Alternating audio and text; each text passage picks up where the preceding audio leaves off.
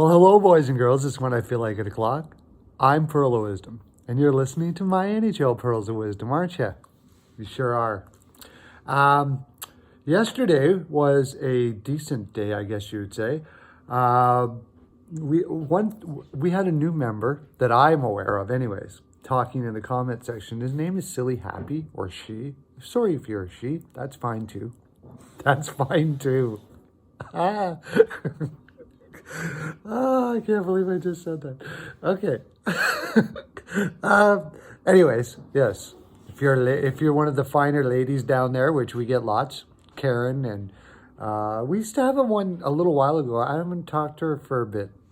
I don't know why. I don't know where you went. But if you're there, make sure you're commenting down there. Not make sure, but we would really love you to. We'd really love you to comment down there. Connect. Namaste with us. Connect with our divines. Well, you already are, but actually do it. Like, talk down there. Yesterday was a little bit lax in the comment section, probably because there was only 3 games. But anyways, what I'm trying to tell you is Silly Happy. That's the moniker they go by, apparently. Nailed every game last night. They had the Canes, Detroit, and the Penguins. That's who was playing last night, right? Yeah, the Wings and the Penguins. I was talking to Brian from BM Sports Picks last night during that Avs-Penguins game. It was a great game.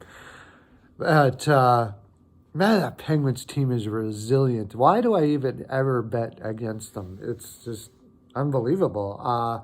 The Avs, I think, have a lot to learn. I have them possibly winning the cup, but to have the type of resilience that the Penguins have is going to be necessary for them to build that throughout the year. And the Penguins are extremely resilient. They always talk about, what is your identity? A team needs to have an identity. And it's the one identity that you really, really need to win cups is that identity, to be resilient. Like, you just don't back down. And Pittsburgh sure is that. Guy who doesn't get enough credit for that, Malkin.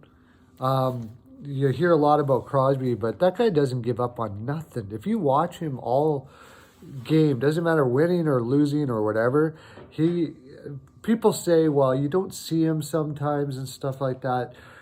But once he gets his game going where we're going to win this freaking thing, there's nothing stopping that guy. I swear to God, he's amazing.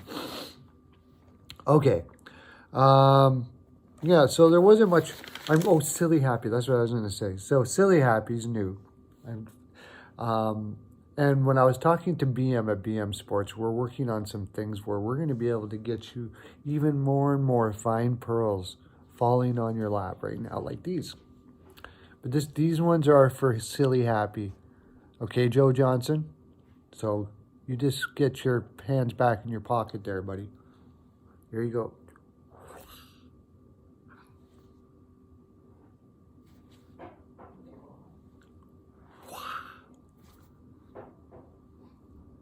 There you go, Silly Happy.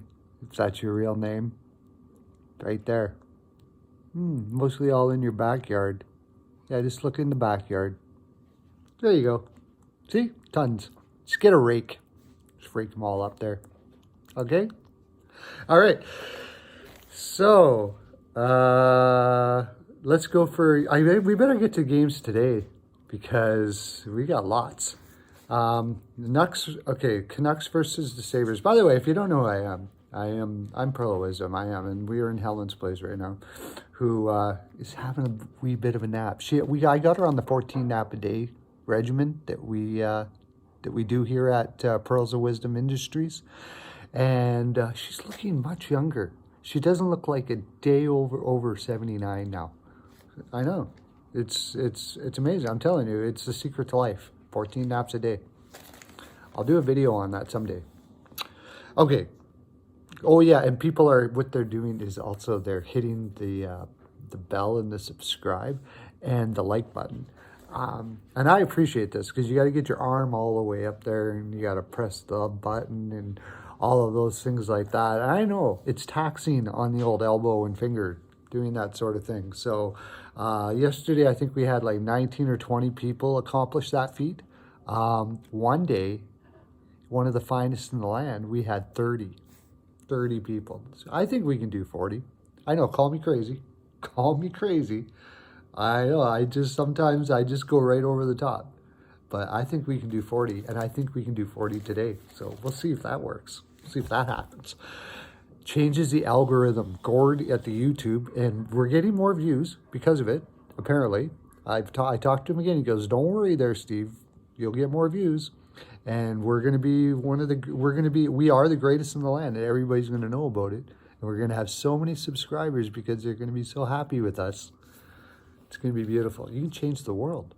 All those pearls I just sent, all over the world, everyone, just by hitting that. Okay, let's get to picks. Canucks versus Sabres. Sabres, their flow is just brutal. First of all, they're injured. Olofsson and Skinner is out. I don't know if Skinner was injured all year because he played poopty up until the point he was injured too. There was a thing in Carolina when Skinner was there. He was injured quite a bit too. I got the impression that maybe Skinner is not really what you call a guy that likes to fight through injuries. There are players like that. Maybe why Carolina gave him up for basically nothing.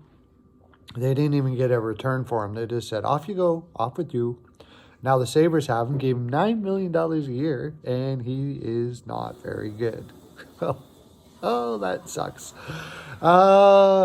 Anyways, that being said, the Canucks are not a great road team, as Brian from BM Sports reminded me of, but I'm still taking the Canucks 4-3. Habs versus the Sens.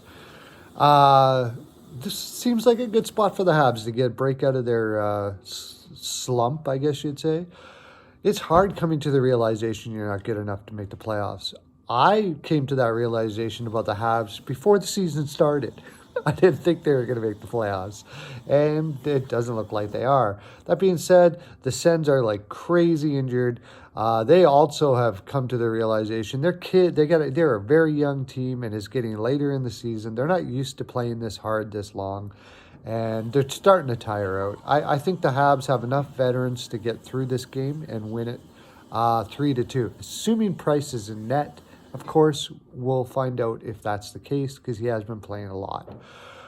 Stay in the comment section, right? I want lots of those comments down there. We're gonna be sharing lots together, connecting and growing together in the comment section today, aren't we?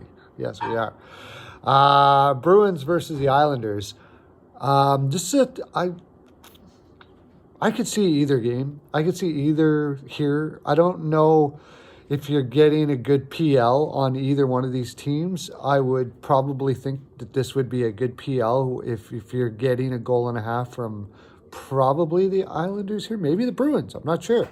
But if you can get a goal and a half anywhere, I think this is probably pretty safe to take whatever they're giving you a goal and a half on. But I'm taking the Islanders 3-2 just because they're home. And the Bruins flow has been, although I hear Grice is in net for the Islanders, so that makes me probably just fade this game. Probably. Except for the PL for whatever team I just said. Bolts versus the Flyers. Bolts are just crazy, man. Now, Hart could win this game all by himself. But I don't like the way the Bolts line up with the Flyers. They're playing their full speed game right now. They had some fun playing defensive systems early in the season and just kind of playing around with the league. Now they've built in something there. Cooper is a brilliant coach. They built in something there where they're playing a more playoff-style game, which doesn't bode well for the rest of the league in the playoffs this year. So I'm taking the Bolts 4-2. I'll do percentages at the end. Devils versus the Capitals. I can't see the Devils winning this at all. With Hughes being out, Bratt also being out, and the Capitals fairly rested. Only thing that gives me a pause is that Holtby is in net and he's not having like one of his finest seasons. He's a little flustered by the Samsonov kid that's riding his ass, I think. So I got an over here. I'm saying the Capitals win 5-3. Canes versus the Kings. Canes all day. I think, are they playing a back-to-back? Yeah, they are. Shit. Forgot about that. I still say Canes 4-1. A Brind'Amour team shouldn't be affected too much by back-to-backs. Seriously, it's hard to explain, but I don't think they're going to be too affected by the back-to-back here against the Kings team that's slow. I'm taking the Canes.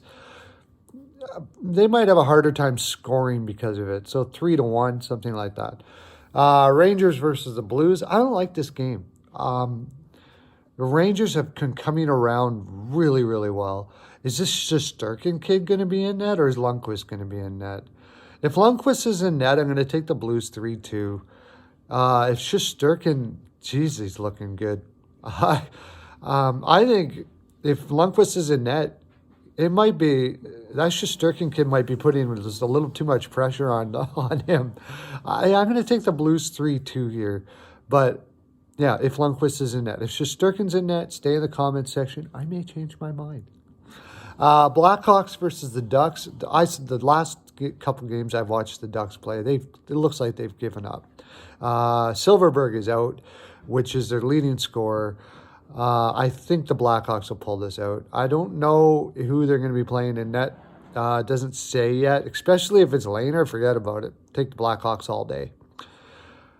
Gibson also looks very flustered for the Ducks. They got to get, hopefully they can get their team.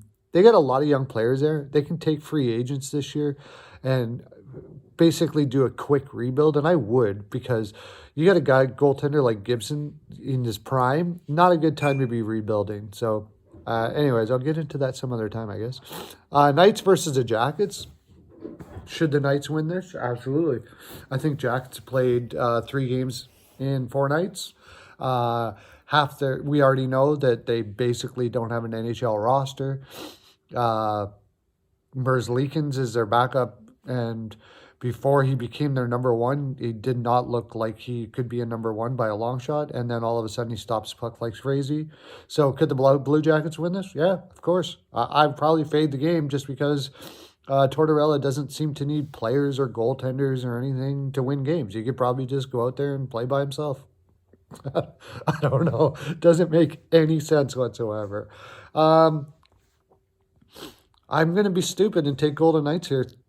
Again, I'd probably take the Jackets in the PL and you'd probably be all right. But I'm going to take the Knights 3-2, and they'll probably bite me in the ass one more time.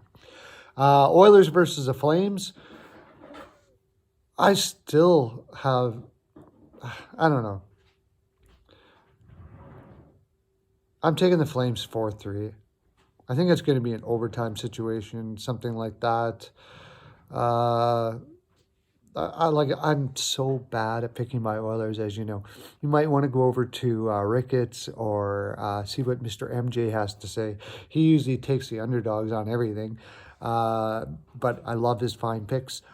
Maybe Brian over at BM Sports Picks might have something for you. Head over to those guys. That's some fine programming over there as well.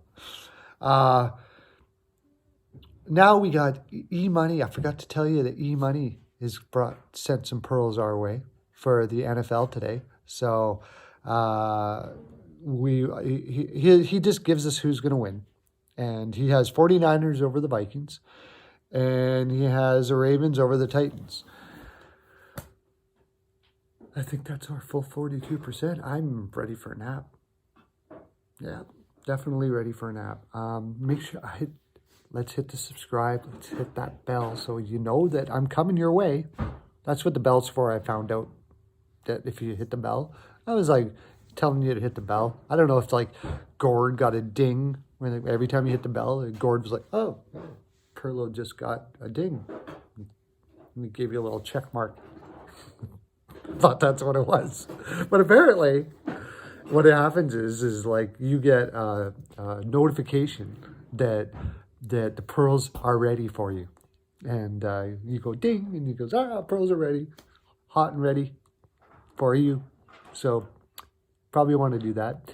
And we have a not liker who likes to not like my videos all the time. You know what? I love you. You're awesome. We need the not likers as well. But if you do not like, please in the comment section let us know why what it is you are not liking, so we can talk about what you not like. Because I like the not likers as well. I like the not likers because they got balls to say, hey, you know what? I don't like this shit. Except for the fact that they don't actually tell you why they don't like it. That part of the thing is not so ballsy, I guess. Anyways, I'm off to, I think my wife and I are going to do absolutely nothing. Have a great day. Lots of love to you.